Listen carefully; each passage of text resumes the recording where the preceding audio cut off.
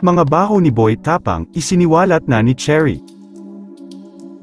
Ganito pala ang naging trata ni Boy Tapang kay Cherry White. Usap-usapan nga ngayon ng mga madla sa social media ang mga batuhan ng maaanghang na salita ng dating couple vlogger, na sina Cherry White at Boy Tapang. Nagsimula nga ang lahat matapos ipamigay ni Boy Tapang ang mga damit ni Cherry White kay JV Tapang nang walang pahintulot sa kanya. Pumalag nga dito si Cherry White sa ginawang ito ni Boy Tapang dahil wala raw itong respeto sa kanya. Ipinahiwatig din ni Cherry White na may ginawang matinding bagay sa kanya si Boy Tapang na dahilan kung bakit sila naghiwalay. Kasunod nito, marami nga ang nagulat matapos rooms back si Boy Tapang kay Cherry White. Ayon kay Boy Tapang, pinili raw niyang manahimik at maging kalmado sa kabila ng nangyari sa kanila ni Cherry White, dahil nirerespeto umano niya ang kanilang dating pinagsamahan, pero dahil ngayon na nahuhulog na raw siyang masama at walang respeto, hindi na raw niya kayang magtimpi pa. Giit pa ni Boy Tapang, kailanman ay hindi raw siya nawala ng respeto sa isang tao.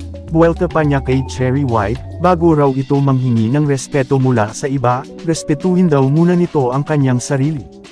Samantala, matapos nga siyang paringgan ni Boy Tapang ay agad namang nagsalita si Cherry White. Isiniwalat ni Cherry White kung paano siya tretuhin ni Boy Tapang. Ayon pa sa kanya, hinusgahan umano ni Boy Tapang ang kanyang past. Hindi rin umano pure ang pagmamahal ni Boy Tapang sa kanya.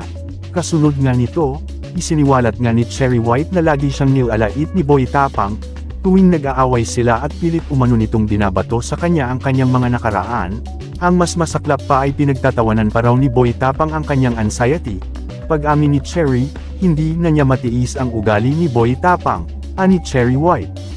FYI lang respeto, ikaw ang naglabas kung sino ka, yang sinasabi mo kung sino ako at ano ang past ko, problema ko na yun, palibas na nakatingin ka sa past ko. FYI wala ka pa sa buhay ko noon, wala kang alam sa hirap na pinagdaanan ko, puro kaambo ilabas mo dahilan ng hiwalayan, palibas sa hindi pure ang pagmamahal mo.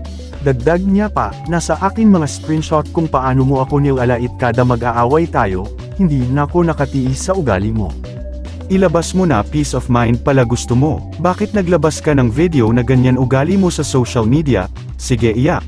Saka wag mo na ko matawag-tawagan, lahat ng ilalabas mo sa sabayan lang kita. Isa lang masasabi ko, nakahanap ka na ng katapat mo. Kung anuman pinagdaanan kong hirap noon, labas ka na doon, pinagtatawanan mo pa ang anxiety ko noon ha. Sige ngayon mo pagtawanan.